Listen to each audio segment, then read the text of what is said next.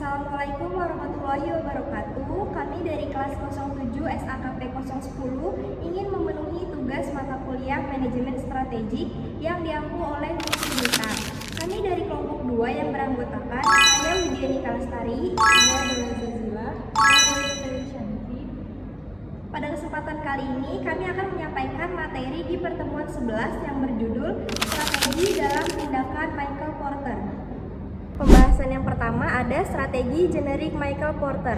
Menurut Michael Porter, perusahaan dapat memperoleh keunggulan kompetitif melalui 3 dasar, yaitu keunggulan biaya, diferensiasi, dan fokus. Selanjutnya terdapat gambar 5 strategi generik Michael Porter. Berikut penjelasan dari 5 strategi generik Michael Porter. Yang pertama, strategi biaya rendah atau cost leadership. Tipe 1 dan tipe 2. Strategi biaya rendah menekankan pada pembuatan produk standar dalam semua aspek dengan biaya yang sangat rendah per unit. Yang kedua, strategi perbedaan produk atau differentiation. Tipe 3. Strategi perbedaan produk atau differentiation mendorong perusahaan untuk memiliki kemampuan untuk menjadi unik di pasar yang dituju. Yang ketiga, strategi fokus. Tipe 4 dan tipe 5. Strategi fokus digunakan untuk membangun keunggulan bersaing dalam segmen pasar yang lebih kecil. Selanjutnya ada syarat strategi generik. Strategi generik ada keunggulan biaya menyeluruh, keterampilan dan sumber daya umum yang diperlukan. Keunggulan biaya menyeluruh yaitu ada investasi modal yang terus-menerus. Kedua, kemampuan untuk memperkaya proses.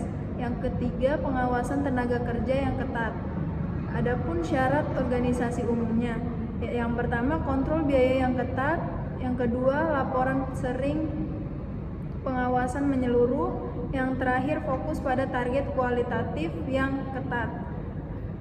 Strategi generik, diferensiasi, keterampilan dan sumber daya umum yang diperlukan yaitu kemampuan pemasaran yang kuat, bakat yang kreatif, dan terakhir daya saing produk. Syarat organisasi umumnya, koordinasi yang kuat antara fungsi-fungsi dalam riset pengembangan produk. Yang kedua, pengukuran kuantitatif yang intensif dan subjektif.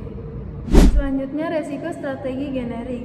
Ada 3 resiko. Yang pertama, resiko keunggulan biaya. Keuangan biaya tidak bertahan lama, persaingan meniru, teknologi berubah, bisnis lain untuk keunggulan biaya runtuh. Yang kedua, kedekatan atau proksimitas dalam diferensiasi hilang. Selanjutnya ada resiko diferensiasi. Diferensiasi tidak bertahan lama, persaingan meniru, basis untuk diferensiasi menjadi kurang penting bagi pembeli. Yang kedua, kedekatan biaya hilang. Resiko fokus. Strategi fokus ditiru segmen sasaran menjadi tidak menarik secara struktural. Struktur rusak, permintaan menghilang. Yang kedua, persaingan bersasaran luas, menguasai segmen. Perbedaan segmen dengan segmen lain menyempit. Keunggulan kini luas meningkat. Lanjutan dari resiko keunggulan biaya. Penganut strategi fokus mencapai biaya yang lebih rendah dalam segmen. Selanjutnya resiko diferensiasi. Penganut strategi fokus diferensiasi mencapai diferensiasi yang bahkan lebih besar dalam segmen. Yang terakhir resiko fokus. Penganut baru strategi fokus menggarap subsegmen dalam industri. Selanjutnya ada sarana-sarana untuk mencapai strategi. Yang pertama, rencana aksi atau action plans. Yang kedua, anggaran. Yang ketiga, manajemen rantai pasokan atau supply chain management.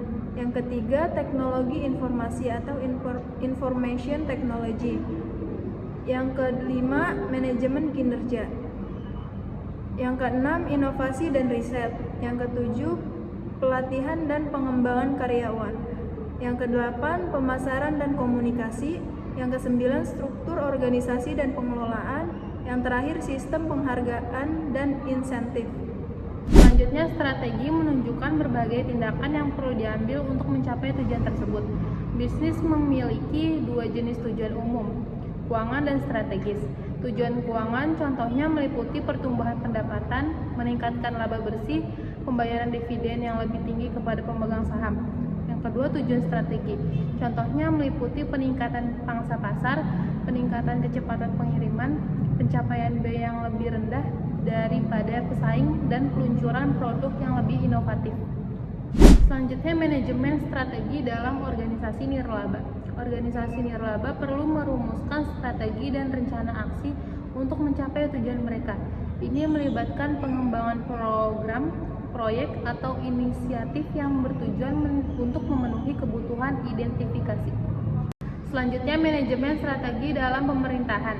Manajemen strategi dalam pemerintahan melibatkan penggunaan pendekatan strategis dalam merencanakan, mengarahkan, dan mengelola kebijakan dan program pemerintah. Tujuan utama dari manajemen strategi pemerintahan adalah untuk mencapai efisiensi, efektivitas, dan dampak yang positif terhadap masyarakat yang dilayani. Selanjutnya, manajemen strategi di perusahaan-perusahaan kecil. Perusahaan kecil perlu mengembangkan strategi yang sesuai dengan sumber daya dan keahlian yang dimiliki. Ini dapat berupa strategi biaya rendah, diferensiasi produk, atau fokus pada pasar niche.